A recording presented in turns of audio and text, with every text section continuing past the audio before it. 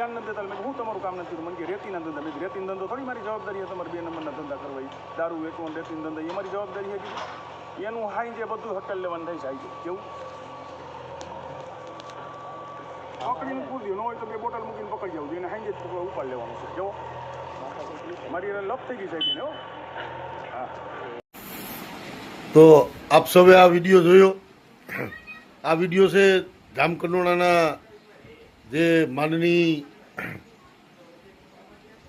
મંત્રી શ્રી જયેશભાઈ રાદડિયાના સગાભાઈ લલિતભાઈ રાદડિયાનો, જે ચોખ્ખે ચોખ્ખું પોલીસ જાણે એની ગુલામ હોય એ રીતે એને ઓર્ડર કરી રહ્યા છે. જે અનુસૂચિત જાતિના વિજયભાઈ બગડા કરીને છે એને ફસાવી દેવાની જે સાજિશ છે. વિજયભાઈ સાથે વાત કરતાં જાણવા મળ્યું કે ગત ચૂંટણીમાં જે બૂથ ઉપર એ ઊભા હતા ત્યાં બોગસ મતદાન ના થવા દીધું. એના કારણે આ અનુસૂચિત જાતિના યુવાનને ફસાવી દેવાની જે ધમકી મારી રહ્યા છે. તો મારે સમસ્ત અનુસૂચિત જાતિ સમાજને અને જે આ પક્ષમાં રહેલા જે ચાપલુસિયાઓ છે એને મારે પૂછવાનું છે કે આજે આનો વારો છે, કાલે તમારો વારો આવશે. અને મારે મંત્રી શ્રી જયેશભાઈ રાદડિયાને અને આ એના ભાઈ જે લલિતભાઈ છે એને પણ પૂછવું છે કે આવું તમારા કોઈ ઘરની પેઢી છે. અને રાજકોટ પોલીસને પણ વિનંતી કરું છું, જો આ યુવાન ઉપર કોઈ પણ બનાવ બન્યો કે કોઈ ખોટો કેસ કરવામાં આવ્યો તો સમગ્ર ગુજરાતનું અનુસૂચિત જાતિ સમાજ છે એ સાખી નહીં લે.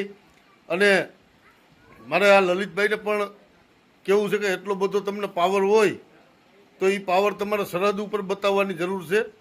અનુસૂચિત જાતિ સમાજ કોઈના બાપની જાગીર નથી કે કોઈના ગુલામ નથી. તમે આ રીતે એને અને તમારે જેટલી તાકાત હોય એ તાકાત જ મળી લો ને. હવે અમારે પણ જોવાનું છે કે આ યુવાન ઉપર પોલીસ કઈ રીતે તમારા કહેવાથી ખોટો ગુનો દાખલ કરે છે.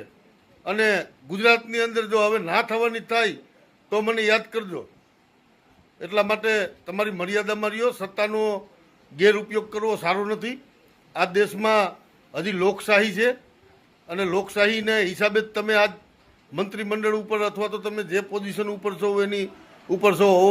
આમ પ્રજા ઉપર ધાક જમાવવી સારી નથી.